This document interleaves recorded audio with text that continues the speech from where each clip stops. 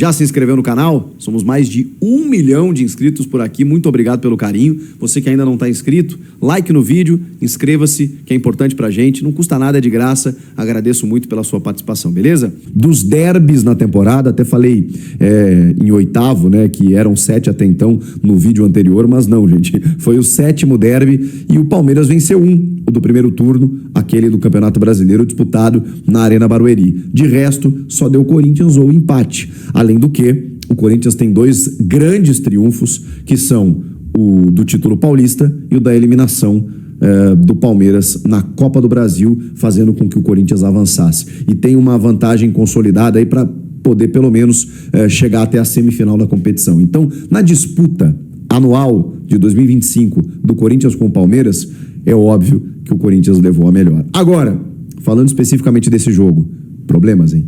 Problemas. O Palmeiras jogou melhor.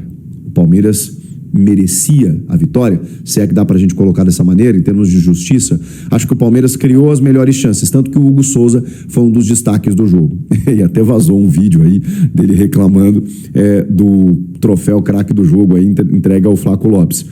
Que eu concordo, né? Porque, pô, se a gente fosse dar pra alguém do Palmeiras, seria pro Vitor Roque, né? Ele jogou muita bola, o Vitor Roque. Foi o principal jogador do time. E o Hugo Souza, para mim, foi o cara que garantiu esse empate, especialmente naquele chute do Maurício. Mas em outras defesas, em outras intervenções, o Palmeiras foi dominante, gente. Dominante até os 15 minutos iniciais, quando o Charles comete um pênalti absolutamente ridículo, infantil.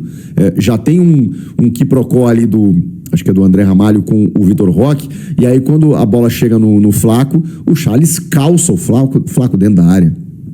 Surreal. Mas aí tem um histórico bom, né, importante do Hugo Souza, em pênaltis, inclusive, contra o Palmeiras, né? Pegou contra o Estevão, contra o Rafael Veiga, foi o Vitor Roque para a bola, o Tigrinho, e que pênalti bem batido. Só assim para bater o Hugo mesmo, né? No alto, forte, não tinha como pegar. Com 15 minutos de jogo, tava 1-0 Palmeiras. O Corinthians estava com muita dificuldade de chegar ao ataque. O Memphis estava uma rotação abaixo. Vale lembrar que ele está voltando de lesão e ficou um mês praticamente fora dos gramados. Então, ele parecia estar carregando uma geladeira nas costas. Né? Não sei se vocês tiveram essa sensação. Ele tentou segurar a bola em alguns momentos no ataque e a marcação do Palmeiras ela foi muito, muito, muito forte. Assim. Eram 2, 3 cercando cada jogador do Corinthians. O Palmeiras ele tem uma média de idade que baixou por vários jogadores que foram liberados e uma intensidade de jogo que é muito difícil de você jogar contra. O perde-pressiona do Palmeiras, ele é fantástico. E o Palmeiras, com a bola, ele tende a ter uma transição rápida. Falta inteligência para alguns atletas, a gente vai falar sobre isso. Mas a marcação deles, quando eles não estão com a bola, dificulta muito as ações do Corinthians, de um Corinthians que estava mais travado exatamente por conta desses jogadores, né? O Memphis, no caso. E aí você não tem o Yuri, por exemplo, né, que faz essa movimentação, esse cara. O Gui Negão até foi esse cara, mas muito caçado, né? E aí o Gui tentou de todas as maneiras, caía pelos lados, pelas pontas, brigava. Foi um grande jogo do Gui Negão. Aliás, não entendi a saída dele, talvez ele tenha cansado, né? No finalzinho do jogo, quando entra o Thales Magno, porque ali eu já sabia que pouco ia acontecer. Mas o Gui Negão foi um gigante também. As poucas oportunidades que o Corinthians gerou em termos de ataque, elas saíram dos pés dele, assim, ele bagunçando ali, criando para lá e para cá, mas também muito cercado, muito marcado, tocava na bola, tinha sempre 2 com ele, quando ele passava por um, chegava outro na sobra para estourar. Muito difícil jogar contra um Palmeiras aplicado defensivamente como ele estava. E aí o Corinthians começou a tentar buscar alguns espaços, e aí eu preciso destacar um jogador. Ele se chama Maicon. Fez um grande jogo. Com exceção do Hugo Souza, foi o melhor do time. O Maicon, para mim, fez um grande jogo. Enquanto o Corinthians teve Ranieri, era mais difícil, não estou dizendo que é impossível ou que não chegava, era mais difícil do Palmeiras chegar.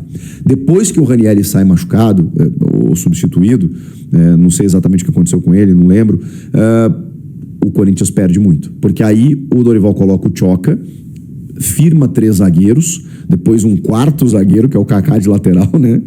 Maluquice. E aí o espaço entre linhas ali ele aumentou. E aí o Palmeiras teve muito mais liberdade para tocar essa bola e, em compensação, o Corinthians com dificuldades de retê-la. Mas enquanto o Ranieri esteve em campo e o Maicon conseguiu ser esse cara da dinâmica, ele jogou muita bola.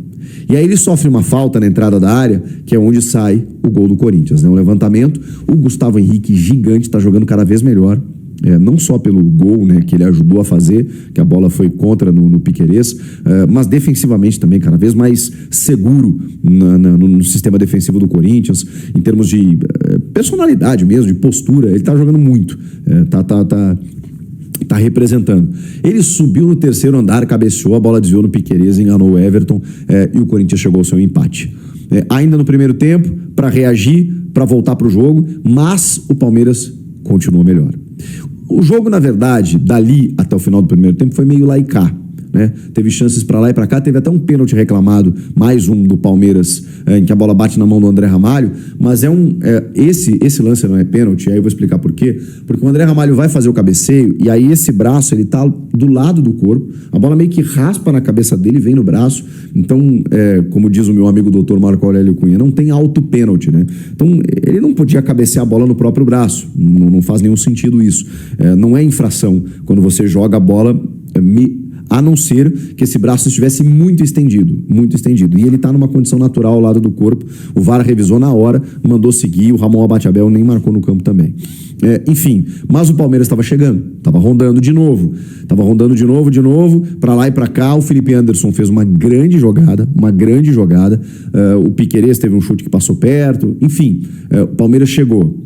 Mais do que o Corinthians. O Corinthians também chegou uma vez que outra, mas muito menos. O Palmeiras ainda estava muito efetivo no ataque, muito dominante no ataque. Flaco Lopes e Vitor Roque se entendendo, o Vitor Roque correndo uma barbaridade, mas assim, jogando muita bola mesmo. E aí você tinha avanços do Piquerez, Felipe Anderson pelo lado esquerdo. Jogo muito bom do Palmeiras no primeiro tempo. Termina 1-1. Vem o segundo tempo e o Palmeiras não desistiu de atacar. O Palmeiras atacou muito. E aí aconteceu aquilo que eu falei para vocês. Sai o Ranieri, perde aquele espaço à frente da área, e aí o Palmeiras aposta numa transição rápida. Já entra o Sousa, Facundo Torres, e aí tivemos dificuldades, né? O Facundo Torres, ele realmente não justificou até agora o seu investimento. Tem uma bola em que ele recebe, ele ataca o espaço errado, né? Em vez de ele abrir, ele centraliza onde está o Angileri, que aliás fez um bom jogo, tá? O Angileri tinha perdido espaço porque o Matheus Bidu cresceu, mas o Angileri fez um excelente jogo, na minha opinião, defensivamente, e quando subiu também. O Facundo Torres não conseguiu fazer leituras táticas corretas, não conseguiu melhorar a sua tomada de decisão, e o Corinthians também se travou dentro da área mais posicionado e se prontificou para esperar o Palmeiras, porque na entrelinha não estava conseguindo segurar. Então, o Palmeiras chegava muito perto da área do Corinthians, e aí o Corinthians estava pisando na área, mas muito bem posicionado. Então, estava difícil mesmo para o Palmeiras entrar. O André Ramalho, o Gustavo Henrique, o Choca no segundo tempo, mais o Kaká na direita, que entrou no lugar do Charles para ser o lateral. Aí o Dorival coloca o Rian também no meio, com o Rian no lugar do Maicon, né? E aí ele tinha o Rian, o Bidon, que também fez um bom jogo, menos do que o Maicon, mas fez um bom jogo, com o Garro, que estava um pouco mais sumido no jogo, mais sumido em relação àquilo que a gente espera do Garro e sabe do que o Garro pode fazer, com o Memphis e o Guinegão lá na frente. Depois entra o Thales Magno, e o Vitinho também entra no final ali no lugar do Memphis, para tentar fazer algumas jogadas, e ele até consegue agredir um pouco mais o Palmeiras nos minutos finais, porque aí era um Corinthians que conseguiu segurar um pouco a bola, botou gás novo, o Vitinho é um cara da condução, então ele pegava a bola e partia para frente, e o Corinthians criou algumas oportunidades na reta final até para tentar finalizar, e aí só que aí se amarrou muito já nos acréscimos, ficou trocando passe e o juiz terminou o jogo. Mas se tivesse um pouquinho mais de ousadia ali, poderia ter beliscado um segundo gol, porque ali naquele momento talvez o Corinthians pudesse conquistar a vitória. Agora, no todo, o Palmeiras foi superior, em termos de volume, de domínio, de posse. E ver o que fazem com o Corinthians é algo assim tenebroso, assustador, lamentável. E, cara, o Palmeiras acabou de receber uma bolada de 20 milhões de reais, porque tinha 10% daquele jogador Kelvin lá, que foi vendido agora, né, pra Premier League, sabe? para a Premier League. E o Corinthians tinha 30% do Pedro e não ganhou R$1. Cara, eu vou te falar, velho, eu não sei porque fiquei emocionado hoje, sabe? Porque graças a Deus, eu tô do lado certo. Eu não joguei nenhum, né? Eu não joguei nenhum camarada pra cima, igual fizeram. É golpe, é golpe, é golpe. Sabe, velho, é uma vergonha, entendeu? Uma vergonha, né? Foram milhões, hein, velho? Foram milhões do caso Pedro, milhões pra cá, milhões pra lá. E, ó, essas pessoas não são corintianas, deveriam nem pisar mais no clube, sabe? Acabaram, né, com o Corinthians. Eu vou falar do jogo, tá, gente? Você, torcedor corintiano que tá chegando, eu vou falar do jogo, tenho muito a dizer sobre o jogo, mas eu queria começar esse programa fazendo esse desabafo. Eu contei essa notícia triste pra minha esposa, tomando um café com ela, e assim, eu não, assim, é difícil, tanto que eu fui perseguido por influenciadores que simplesmente pagavam pau para Augusto Melo de uma maneira terrível, né? Se eu fosse o covarde igual eles, eu ia pegar vários cortes deles defendendo o Augusto Melo e ver o que o Augusto fez com o Corinthians, velho. Foi vergonhoso. E graças a Deus eu não fiquei falando mal do Augusto 1 ano e meio e puxando o saco do Duílio por 3 anos, não. Sentei o aço no Duílio por 3 anos e 1 ano e meio falando do Augusto. E o Osmar, né, tá fazendo um bom trabalho. Se entrar no caminho errado, né, espero que não entre, né, vai tomar pau do mesmo jeito, entendeu? Porque o meu compromisso é com vocês, ninguém paga o meu salário. Dorival, Corinthians, ninguém, meu irmão. Entendeu? Ninguém. Aliás, ninguém nem vem aqui, né? Você acha que eu já não convidei o Dorival pra vir aqui? Então, mano, não se engane comigo, velho. Ah, sabe, não se engane, meu irmão. Se tiver que criticar, eu vou criticar. Se tiver que elogiar, eu vou elogiar. Eu não persigo ninguém, né? O Michael hoje, por exemplo, que a gente tanto fala mal, pra mim fez uma grande partida. Eu tô aqui pra falar a verdade. Jogou bem, vai tomar elogio.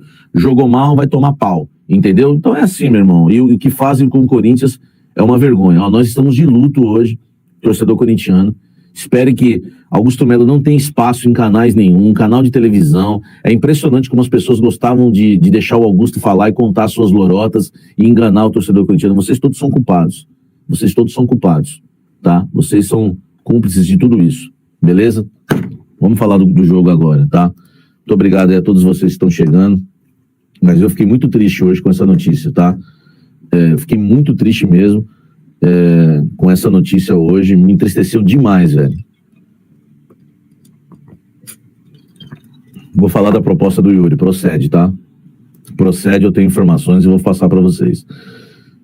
Samir, de verdade, eu estou com vergonha com esse assunto. Não encontro outra palavra.